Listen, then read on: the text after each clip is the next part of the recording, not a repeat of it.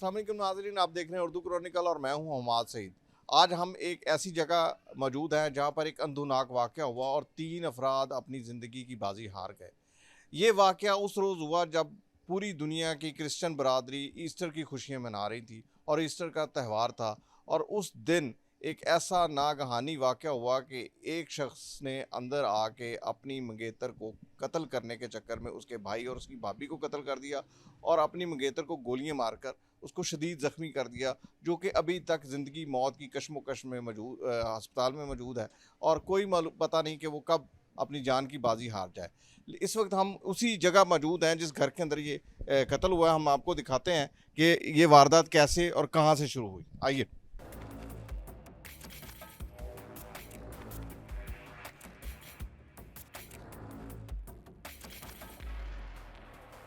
अस्सलाम वालेकुम जी, आपका नाम क्या है जी?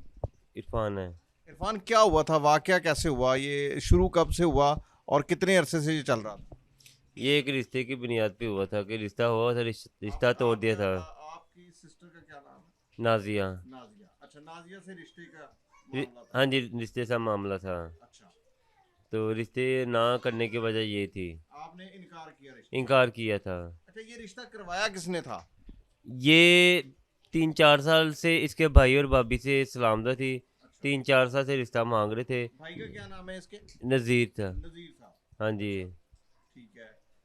तो उनसे सलाम दुआ थी। हाँ जी, उन्हीं से सलाम दुआ थी। ये किसकी सलाम दुआ, आपके बड़े भाई की थी या वालिद की? नहीं, वो बड़े भाई की भी थी, सबकी थी। वैसे वो हमारी बरादरी के जो क्रिश्चियन थे, इनकी सलाम दुआ थी। अच्छा, ठीक है। तो बस वो 3 साल से मांग रहे थे, रिश्ता नहीं दे रहे थे। 1 साल पहले रिश्ता अब्बू ने कर दिया था, मंगनी शंगनी सारा कुछ कर दिया था। ठीक है। और लड़के और लड़की के आपस में राब्ते भी रहे, फ़ोन पे चल रहे ना, पर जब जाहिर सी बात है मंगनी शंगनी होते फिर इस तरह हाँ, चलता है। वो मिलता बात तो करता। जब लड़का काम काज नहीं करता, लफंडर बासा बारा फिरने वाला था। हर बहन भाई की ख्वाहिश होती है कि बहन अच्छी रहे, जहाँ पे जॉब करती है अगले घर जाके जॉब ना करे। हाँ, लेकिन अब्बू की डेथ होने के बाद फिर भाई ने जवाब दे दिया, बड़े भाई ने। फिर भी दोबारा मिन्नतें करते रहे, घर आके करते रहे कि हमने नहीं किया। ठीक है। तो बस यही अनख में आके उसने किया कि ये मेरी नहीं हो सकी, किसी और की भी नहीं होगी। अच्छा, ये वाक़ये से पहले कोई उसने धमकियाँ दी हों आपको या कुछ कहा हो? कि वरना फ़ोन पे यही कहता था कि आप मनाओ। मुझे भी कहता था, बड़े भाई को भी, सबको कहता था ना कि वो कहते कि किसी बड़े को भेजो, तो नहीं मानता था। ठीक तो है। फिर बाद में 20 दिन पहले आए इस घर में, तो अम्मी के पास है एक फूकनी होती है लोहे की, उसको लेके आया। और बड़े भाई को कहते तुम मुझे फ़ोन पे बढ़िया धमकियाँ देते, बढ़िया गाली गलौज निकालते हो, देखिए ये पकड़ो मेरे सर पे मारो। तो वो भाई कहता नहीं, तुम चले जाओ वापस, नदीम तुम्हारी बेहतरी है। वो कहते मैंने जाना नहीं, आज या हाँ करो या ना करो, ये फूकनी मेरे सर पे मार दो, मुझे ख़त्म कर दो। तुम रिश्ता क्यों नहीं कर रहे? कहते तुम्हारा जो आना बनता नहीं, किसी बड़े को भेजो, तुम खुद ही आगे शार चालाक बन रहे हो। तो फिर वो अपनी बेगम को लेके आया घर, भाई बड़ा, तो भाभी को। तो फिर उसने समझाया, नदीम इस तरह रिश्ते नहीं किए जाते हैं, तुम अपनी भाभी को और भाई को भेजो, फिर हम मुझसे बात करते हैं। तो फिर बाद में लड़की को भी कहता है कि अब भाग के शादी कर लेते हैं। बहन मेरी कहती है इसको कि मैं इस समय 38 साल की हो गई हूँ, मैं इतनी एज की हो गई, मैं सारी ज़िंदगी अपने अब्बू के कर्जे तारती रही हूँ, हम किराए पे रहते हैं, मजदूरियाँ मेरे अब्बू करते हैं, अब्बू बाद में बीमार हुए, अब्बू की डेथ होगी, सारा कुछ करती रही हूँ। मैं ये काम नहीं कर सकी, मैं भाग के करूँगी तो मेरे अब्बू का नाम बदनाम हो जाएगा। मैं इज़्ज़त से करूँगी। और ये भी कहती थी कि मैं करवाऊँगी तुम्हारे साथ ही, क्यों मेरे अब्बू मंगनी करके गए, रिश्ता करके नहीं, कि ये मैं भागने वाला सीन नहीं करूँगी। फिर हम सब ने बहन को समझाया, फिर बहन ने उसको जवाब दे दिया कि तुम अपने घर हो, मैं अपने घर हूँ, अब ये काम नहीं शादी कर। नहीं हो सकती। तो फिर वो किसी अनक में आ गया था कि अगर ये मेरी नहीं हो सकी, ये किसी की भी नहीं होगी। अच्छा, ये बहुत सारे मामलात होते हैं, जैसे कि वक्त से पहले आके घर वालों को इंटीमेट करना या उसके घर वालों की तरफ से कोई ऐसी इतला हो कि ये ज़रा ये कोई कर सकता है आपके ख़िलाफ़, आप ज़रा तब अपने आप को सिक्योर करें, कोई ऐसी कोई इतला थी आपके पास? बस यही है थी कि ये पता कि लड़का कुछ ब कुछ कर सकता है, हम्म, इस चीज़ का तो हमें पता था नहीं, कि ये नहीं चीज़ का बस यही चीज़ करता है कि सबको इकट्ठे करके ख़त्म करना है। इस चीज़ का नहीं हमें पता है। बाकी इस चीज़ का पता है जो उसकी हिम्मत वाला लड़का है, बड़ी ताकत वाला है, कि 3-4 दफ़ा जो सा भाई बड़ा गुस्से वाला था, उसके पास ही दोबारा आता था। ना तो मेरे पास आता था, ना दूसरे भाई के पास आता था। जो सा गुस्से वाला भाई था, उसके पास ही आता था दोबारा। अच्छा, ठीक है। अच्छा, ये जो जब मर्डर हुए हैं तो उस वक्त घर में सब लोग ही मौजूद थे? हमारा ईस्टर का दिन था, इतवार का दिन था, तो भाई ने हमारी दावत की हुई थी। ठीक है। 5 बजे के बाद 3 बजे मुझे कॉल है नदीम की, जिसकी तरफ रिश्ता गया हुआ था। मुझे कह रहे थे कि आप उधर जा रहे हो भाई सरफराज की तरफ, अम्मी की तरफ। मैं बैंक स्टाफ का रहने वाला हूँ। अच्छा, ठीक है। तो मैंने कहा नहीं मैं नहीं जा रहा हूँ। कहते चलो फिर मैं आ जाता हूँ, हम बैठ के खाना शाना खाते हैं, साथ ही रिश्ते की बात करते हैं, कोशिश करो। मैंने कहा भाई आप ना आना, आज हमने शायद कहीं ना कहीं जाना हो, कि उनके मेरे घर आके मुझे ख़त्म करना है, कि पूरी ख़ानदान को ख़त्म करना है। फिर बाद में थोड़ी देर बाद कहता है कोशिश करो इचले जाओ सरफराज के घर जाके उनको मनाओ, रिश्ते के लिए साथ ईद मनाओ। अच्छा। तो फिर हम चले गए। तो बाद में 5 बजे मुझे कॉल आई है। जब ईद का दिन था, भाई ने हमारी दावत की हुई थी, हम आए थे 5 बजे। भाई घर से बाहर था, तो भाभी बैठी थी, हम बैठे गपशप कर रहे थे। अभी खाना खाना था कि मतलब ऐसे टाइम गुजरता कि बस नहीं, ये सब बातें कर रहे छः थे। सवा छः हो गए थे, जब ये मुस्लिम बहन भाइयों का रोज़ा खुलने का टाइम हो गया था। ये पकड़ना इसको। तो लॉक हुआ। भाई की बेटी भाग के, छोटी 7 साल की, दरवाज़ा खोलने गई है, खोल के भाग गई अंदर। उनको पता था कि हमारे बाप का हाथ खुलकाते, कहीं उसने पहले कहा दरवाज़ा खुलवा। अच्छा। जब अंदर आए वो यहाँ से पकड़ कर लेके आया उसके भाई को, यहाँ पे खड़ा किया, यहाँ पे भाई, यहाँ पे नदीम था। हमने फटाफट दरवाज़ा खोला, फटाफट बाहर निकले, सारे निकले, भाभी उधर से निकली। तो कहे नदीम क्या हुआ, नदीम अब भाई सरफा कहने भाई सरफा कहते अम्मी आ वेलो नदीम दे कम।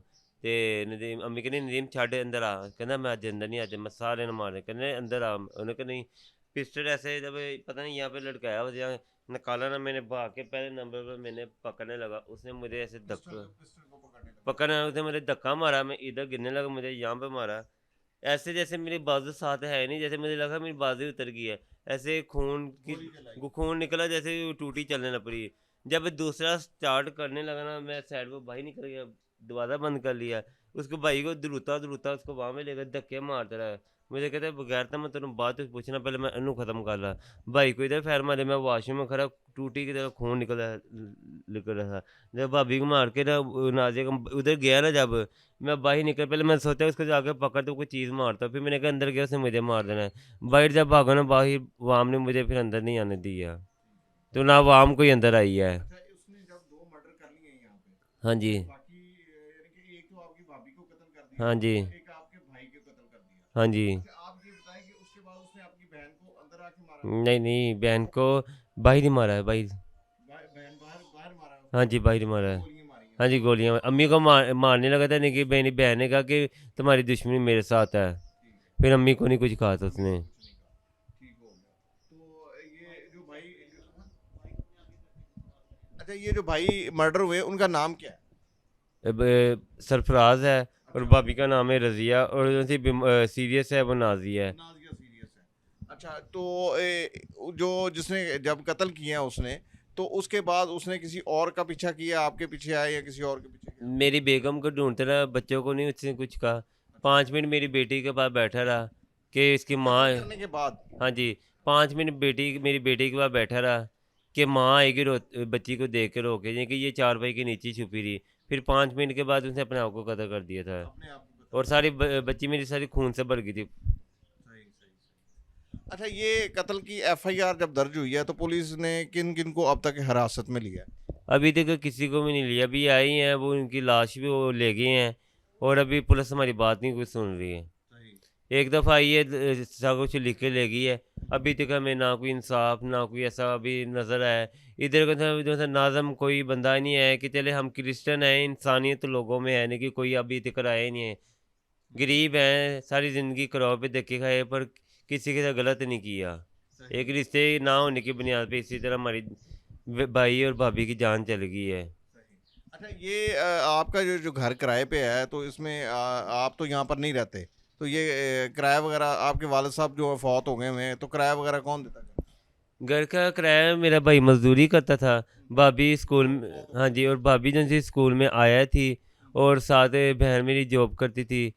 वो भी इस टाइम आईसी में सीरियस है। और भाई मेरा उसकी डेथ होगी, भाभी की भी डेथ होगी, बच्चियाँ जो सी 3 है वो यतीम हो गई है। अब दादी दादी जो सी वो बच्चों को किस तरह संभालेगी। कौन सी बच्ची हैं वो एक मरियम है 9 से 9 साल की है, एक प्रस्तिश है वो है 12 साल की, और एक है 7 साल की, वो मुनाहिल है। वो कहाँ है बच्ची? वो इस टाइम अभी नानी के घर गई हुई हैं। अच्छा, अपनी नानी के, अपने ननिहाल में हाँ गई। जी, हमने खुद उधर भेजा है, क्यों इधर इनको वो कहते हैं चाचू हमें नींद नहीं आ रही, जब हम इधर बैठते हैं हमें मामा पापा याद आते हैं। ठीक। अच्छा, ये बताएं कि अब पुलिस जो अब तक आपने जो एफआईआर में नामजद करवाया वो तो एक ही बंदे को करवाया ना, हाँ जी। तो उसके अलावा आपने किसी का नाम ही नहीं दिया, तो पुलिस कैसे उनको गिरफ्तार करेगी?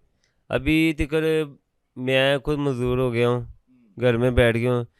मेरा जो सा भाई है वो हॉस्पिटल में बहन के पास है, वो 1 मिनट नहीं इधर आ रहा है, वो हॉस्पिटल में है। वो यही कह रहा है दुआ करो दुआ करो। बाकी रिश्तेदार जितने भी सारे अपने अपने घरों में चले गए, कोई भी नहीं किसी को पूछ रहा। सारे यही कहते हैं कि कत्ल वाला घर, कत्ल वाला घर। लेकिन हमें जितना हमें दुख है, दूसरे तीसरे को कौन सा दुख होना है। बिल्कुल ठीक है। तो ना कोई इधर कोई मुस्लिम बहन भाई कोई भी नहीं आया हमारे घर में, ये बात यही कहते हैं कि हाँ इधर इस घर में कत्ल हुआ, कत्ल हुआ, कत्ल अच्छा, आप हुआ। ये बताएं कि आपको किसी और पर शक है कि इस सारे कत्ल की वारदात के पीछे उसके कोई उसका भाई मुलव्वस हो सकता है, उसके बहन मुलव्वस हो सकती है, या उसके दीगर घर वाले मुलव्वस हो सकते हैं, किसी के और के ऊपर शक? किसी ना किसी ने तो उसको पिस्टल दिया होगा ना।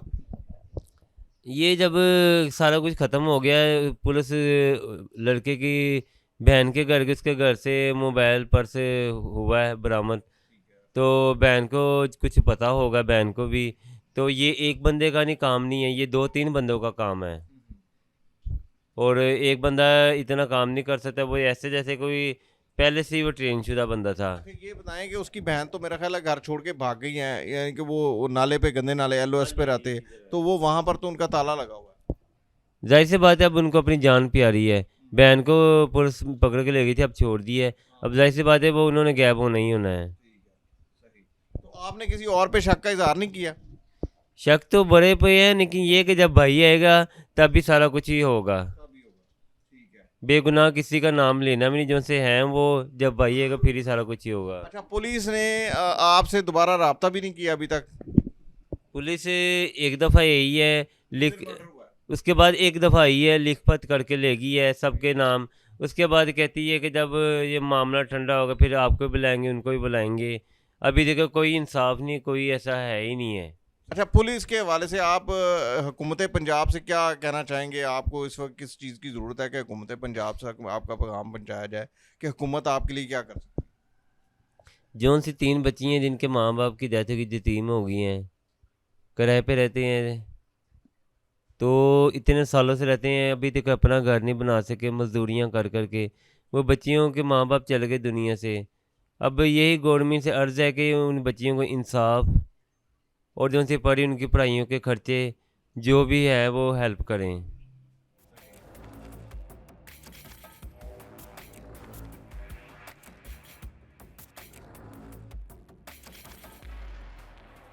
अच्छा, हम नाज़रीन हमारे साथ मौजूद है नाजिया के बड़े भाई, इनसे जानते हैं कि क्या वाक़या है और ये इसके हक़ाइक़ क्या हैं।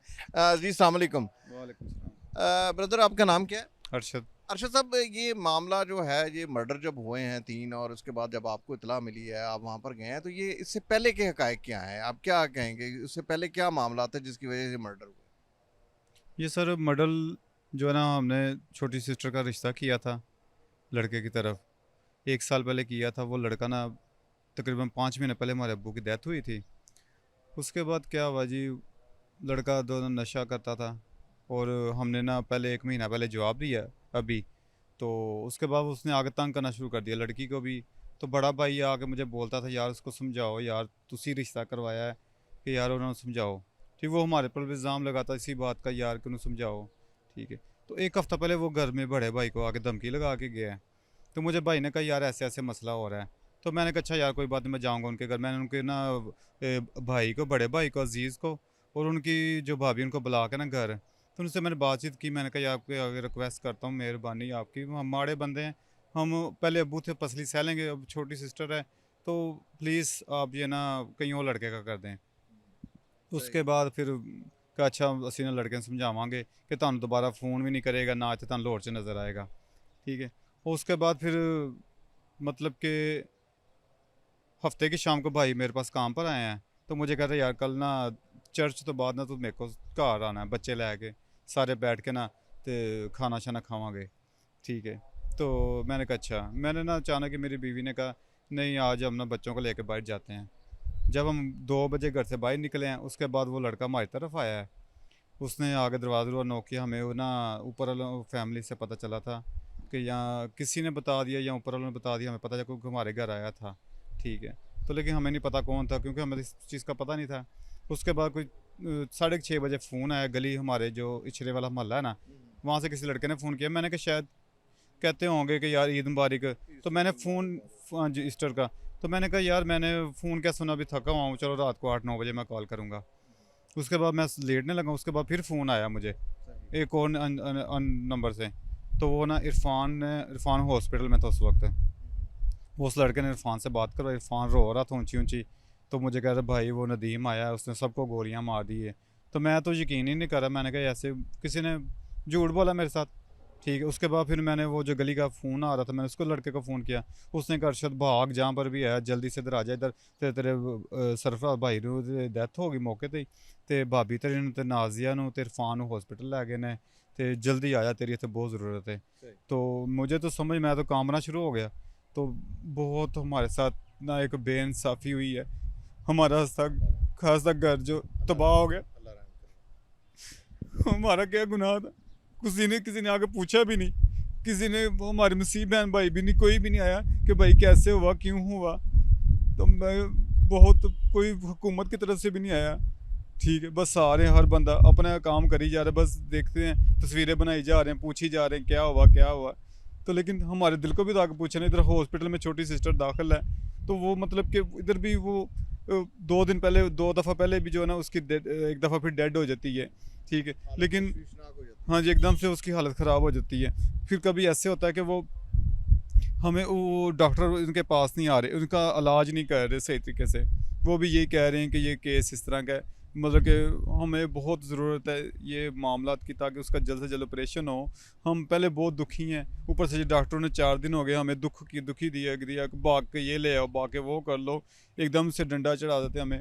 हम समझ नहीं आ रही यार, कभी हमने ना हॉस्पिटलों के ना ये थाने को मुंह देखे थे, लेकिन आज वक्त आया कि हमें वो भी देखने पड़ रहे हैं, ठीक है। जेब में पैसा भी नहीं है तो लेकिन ये दौड़े लगा रहे हैं, बहुत परेशान है। ये बताएं कि पुलिस की तरफ से अब तक तफ्तीश क्या हुई है, आपने पुलिस को कोई बयान दिया है या एफआईआर जो कटवाई है, इसके बाद पुलिस ने अब तक क्या किया, क्या कार्रवाई की है? अभी तक तो पुलिस ने कुछ नहीं किया, वो मेरा वेट कर रहे हैं कि आप घर आओ, हमें अब हमारे साथ बैठ के बातचीत करो, फिर उसके बाद हम जिसको कहेंगे हम उसी को करेंगे। हाँ जी गिरफ़्तार करेंगे। लेकिन अभी इस टाइम जो ना मैं बड़ा हूँ इस टाइम, बाकी छोटा इरफान है वो तो बेचारा बच्चा है, वो तो वैसे सहम गया हुआ है, बहुत ज़्यादा सहमा हुआ है क्योंकि उसके सामने ये वाक़या हुआ है। तो वालदा मेरी वो भी बहुत सहमी हुई है, वो तो जैसे दिमाग का मसला उनको बन रहा है। तो बहुत जो है ना, तो जो हमारी इरफान की बीवी है वो भी इतना रो रही है, वो भी सहमी हुई है, उसको भी कुछ समझ नहीं आ रही, वो कह रही मुझे घर से खौफ आ रहा है, मैं बहुत परेशान वो हूँ। 3 इसके अपना जो फौत हुए हैं आपके भाई सरफराज, उनके कितने बच्चे हैं? सरफराज बड़े भाई के जो है ना 3 बेटियाँ हैं, अच्छा। एक 12 साल की बेटी है और एक 9 साल की है और एक छोटी बच्ची 7 साल की है। 12, 9 और 7 हाँ साल। जी। ठीक है। तो उनके सामने ये सारा हादसा हुआ है, वो बच्चियों का कौन वाली वारिस बनेगा? मुझे ज़रा बताएं कि वो उनको कुछ ना कुछ तो कर देना ताकि वो अपनी मुस्तकिल उनकी जो ज़िंदगी है, वो तो अब माँ बाप तो चले गए दुनिया से, लेकिन उनके लिए तो रिक्वेस्ट है वज़ीर आला से कि उनकी प्लीज़ मदद करें ताकि उनका कुछ ज़रिया बने। कौन किसी बच्चियों को संभालता है? क्रिश्चियन कम्युनिटी के अपने एमपी हैं, एमएनए हैं इतने सारे, यानी कि लाहौर के अंदर को तकरीबन 2 एमपी हैं, उसके अलावा एमएनए हैं। तो ये इनमें से किसी ने कोई पूछा नहीं? किसी ने नहीं हमें आके पूछा कि कम से कम इधर हॉस्पिटल में आके किसी के साथ बातचीत करें। किसी ने, सब देख रहे न्यूज़, सब सुन रहा हूँ मैं लिफ्ट में जाता हूँ, ऊपर नीचे जाता हूँ, नर्सों से कोई आया से मैं वो बातें आपस में कर रही, इधर इछरे में कत्ल हुए इतने, खबर हर पास फैली हुई है पूरे पाकिस्तान में, लेकिन किसी ने आके हमें पूछा नहीं कि भाई क्या हुआ है, आपको किस चीज़ की ज़रूरत है, क्या आप चाहते हैं। लेकिन कोई मसला ही नहीं, उनको क्या इस बात से, जिसका तकलीफ जिसको हो ना तो उसी को पता होता है, दर्द भी उसी को होता उसी को दर्द होता है, ठीक है। किसी को कुछ भी नहीं है, किसी को बस अपना है कि बस देख लिए, ये न्यूज़ देख रहे हैं, वो लोगों को बताते हैं ये देखो न्यूज़ हमने देखी है, आज ये हो गया, आज ये हो गया। लेकिन इमदाद करने के नाम पे या किसी को तसल्ली देने कोई नहीं आता। कोई भी नहीं आता, कोई आया भी नहीं है। कोई आया। हाँ जी। अल्लाह आपको अच्छा दे। आप कोई हुकूमत पंजाब से या हुकूमत पाकिस्तान से कोई रिक्वेस्ट करना चाहें? बस रिक्वेस्ट यही करूँगा कि जो हमारे साथ तो जो हो गया किसी और के साथ ऐसा ना हो। और हमारी जो बच्ची हैं, जो हमारा घर उजड़ गया, जो मेरी जवान बहन थी तो वो भी एक हिसाब से ख़त्म ही हो गई है। अब उसकी आंख भी डैमेज हो गई है। तो समझ नहीं आ रही, हमारे लिए तो सब कुछ ही तबाह हो गया। जो हमारा ख़ानदान था वो तो एक हिसाब से ख़त्म हो गया। अपने भी जो होते हैं, जो हमारे अपने कज़न, वो भी कोई कोई भी नहीं पूछता। मैं तो 4-5 दिन से, ये 4 दिन से हॉस्पिटल में हूँ सर्विस में, तो पीछे से कोई भी नहीं आके किसी ने ये नहीं कहा कि भाई तुझे कुछ चाहिए, कुछ पैसे पूसे चाहिए, कोई भी नहीं पूछता। ठीक है, अब मुझे पता चलता है कि भाई अपना जो अगर भाई या बहन होता ना, वो उन्होंने भाग के आना था मेरे पास कि वो फंसा हुआ है। ना मैं रात को सो रहा हूँ, ना मैं दिन को सो रहा हूँ, क्योंकि क्या है, मेरी जान, बहन की जान बच जाए किसी तरीके से, चाहे मुझे कुछ भी बेचना पड़े। ठीक है। नाज़रीन, आपने सुना कि ये अंदुनाक वाक़या ईस्टर की शाम को, रमज़ान के महीने में ईस्टर की शाम को जो हुआ, इसके अंदर 3 इंसानी जानें चली गई। और वजह कत्ल सिर्फ यही है कि चूँकि लड़की और उसके घर वालों ने रिश्ते से इनकार कर दिया। इसी बात को, अनाक को ठेस पहुँचने पे एक लड़के ने आके पूरा घर, पूरा ख़ानदान तबाह कर दिया और 2 अफराद को मौके पे मार दिया, 2 को ज़ख्मी कर दिया और ख़ुद को गोली मार ली। क्या इस तरह की वाक़यात की रोकथाम के लिए कुछ नहीं करना चाहिए? अभी तक पुलिस की जानिब से इस मज़लूम ख़ानदान की ना तो कोई दाद रसी की गई, ना ही इसकी कोई ऐसी कोई कार्रवाई हुई कि पुलिस पता करे कि इस लड़के को पिस्टल किसने दिया, इसने प्लानिंग कहाँ पे की। और सबसे बड़ी बात, क्रिश्चियन बरादरी की तरफ से ईस्टर के मौका पर अभी तक कोई MPA, कोई MNA और ख़ास तौर पर मुकामी तौर पर जीतने वाला कोई MNA इस ख़ानदान की दाद रसी के लिए नहीं आया। इस ख़ानदान की अपील है हुकूमत पंजाब से, पसमानदगान जिसमें 3 बच्चियाँ, कम उम्र बच्चियाँ शामिल हैं, हुकूमत पंजाब से इनकी दरख्वास्त है कि खुदारा उनकी मदद करे, उसको किसी ना किसी तरह उनकी हक तलफी जो हुई है उनको उनका हक दिलाया जाए। इसी तरह इस ख़ानदान को, जो बच्ची हॉस्पिटल में एडमिट है, उसके फ्री इलाज मुआवजे के लिए कोशिश की जाए। हुकूमत पंजाब से बारहा दरख्वास्त कर रहे हैं कि हमारी मदद करें और हम पर अपना रहम करें। ये थी हमारी आज की वीडियो। एक नई वीडियो के साथ दोबारा हाजिर होंगे, तब तक के लिए इजाज़त दीजिए। अल्लाह हाफ़िज़।